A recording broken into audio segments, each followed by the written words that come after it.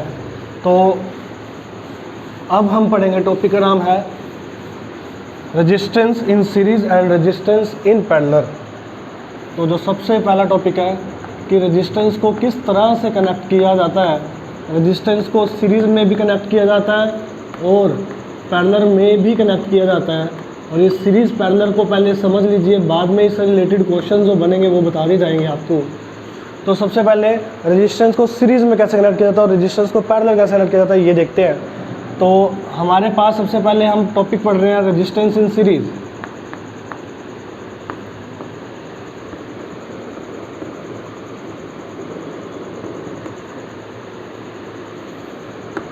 Resistance in series में यहाँ पर देखिए मेरे पास एक गिवन रेजिस्टेंस है, ये रेजिस्टेंस है R1, ये रेजिस्टेंस है R2 और ये रेजिस्टेंस है R3। तीन रेजिस्टेंस है स्टूडेंट्स। इनको एक बैटरी से कनेक्ट किया गया है, 3 सेल बैटरी है, एक की लगा दी गई है यहाँ पर।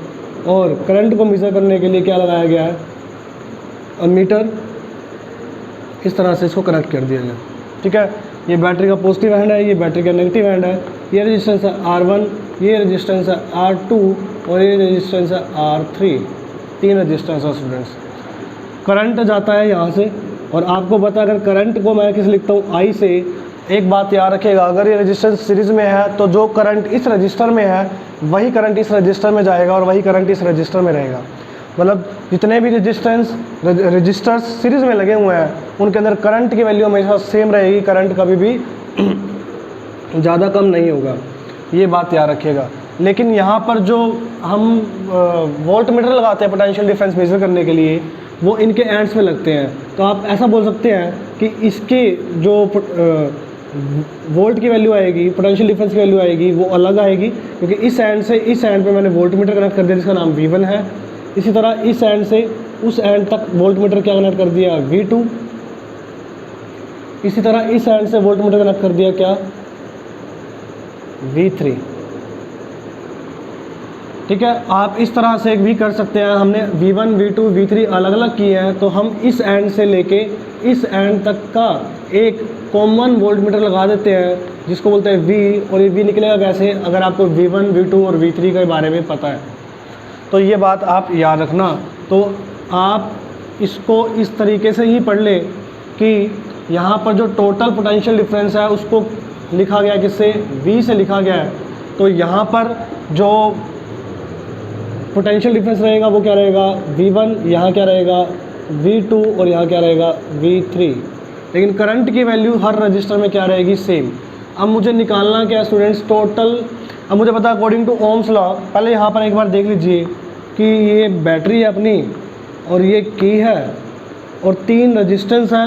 कितने रजिस्टर है, 3 रजिस्टर है जिनका नाम है R1, R2 एंड R3। ठीक है, ये कनेक्ट है सीरीज़ में, ये कनेक्ट है सीरीज़ में।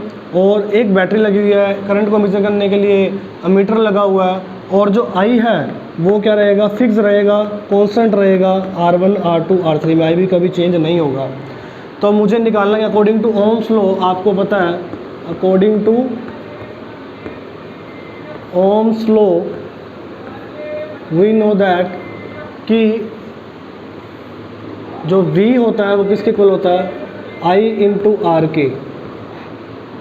अब ये V जो है टोटल V है, इस एंड से लेकर इस एंड तक का जो टोटल V है उसको किस लिख दिया, IR से।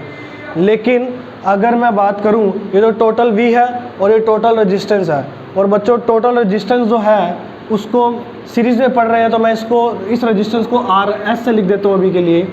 अच्छा, अब यहाँ पर ध्यान से देखिए, अगर मुझे यहाँ V1 की वैल्यू निकालनी है, इस रेजिस्टेंस के लिए V1 की वैल्यू निकालनी है, तो मैं अगर यहाँ V की जगह V1 पुट करूँ तो करंट तो सेम ही है, करंट तो यहाँ पर वही का वही रहेगा, यहाँ भी वही है, यहाँ भी I ही है, लेकिन रेजिस्टेंस क्या है R1। तो करंट की जगह I की जगह I रख दिया और R की जगह रख दिया R1। ये फर्स्ट इक्वेशन है। इसी तरह सेकंड, यहाँ अगर मैं पोटेंशियल डिफरेंस निकाल लूँ तो V2 का फॉर्मूला क्या होगा, I तो सेम ही है और R की जगह मैंने लिख दिया R2।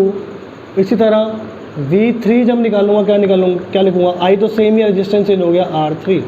ये 3 इक्वेशन है, ठीक है, ये 3 इक्वेशन है। अगर मुझे टोटल पोटेंशियल डिफरेंस निकालना हो, टोटल V निकालना हो तो कैसे निकालूंगा, V1 plus V2 plus V3। अब V की वैल्यू कितनी है students, IRS resistance in series. V1 की वैल्यू ऊपर से उतार लीजिए यहाँ से IR1, V2 की वैल्यू क्या है IR2 और V3 की वैल्यू क्या है IR3। तो स्टूडेंट्स अब क्या करें, यहाँ से I पूरा कॉमन ले लीजिए और अंदर क्या बचेगा R1 plus R2 plus R3। यहाँ पर क्या बचा हुआ है I इंटू में R, I से I क्या कर दीजिए कैंसल, क्या बच गया, ये RS है, RS किसके इक्वल आ गया R1 plus R2 plus R3। तो स्टूडेंट्स यही मेरा जो फॉर्मूला है ये इम्पोर्टेंट है। अगर रेजिस्टेंस सीरीज़ में दे रखे हैं, अगर इन रेजिस्टेंस की वैल्यू है, अगर आप कहें कि ये रेजिस्टेंस 5 ओम का है, ये 10 ओम का है और ये 15 ओम का है, तो टोटल रेजिस्टेंस अगर निकालना हो, टोटल रेजिस्टेंस इन सीरीज़ निकालना हो तो R1 plus R2 plus R3 तीनों को ऐड कर दीजिए, 5 प्लस 10 प्लस 15 कितना हो जाएगा 30 ओम। क्या हो जाएगा 30 ओम। इस तरह से आप टोटल रेजिस्टेंस, जब अगर रेजिस्टेंस सीरीज़ में कनेक्ट हो तो सभी को ऐड कर दिया जाता है और टोटल रेजिस्टेंस हम यहाँ से कैलकुलेट कर लेते हैं, ठीक है। अगर स्टूडेंट बात ऐसी है कुछ कि हमारे पास अगर टोटल रेजिस्टेंस मैंने लेट कर लिया 30 ओम है और जो बैटरी है वो कुछ हमने लगा रखी है कितने वोल्ट की, 6 वोल्ट की बैटरी लगा रखी है। अगर 6 वोल्ट की बैटरी लगा रखी है तो मुझे करंट की वैल्यू निकालनी है, मुझे निकालना कि कितना करंट है इसके अंदर। तो अब अकॉर्डिंग टू ओम्स लॉ क्या बोलता है कि जो V है वो किसके इक्वल है I इंटू R के। मुझे निकालना क्या है, I निकालना है। V की वैल्यू तो गिवन है, कितनी वोल्ट की बैटरी, 6 वोल्ट की, तो 6 लिख दिया।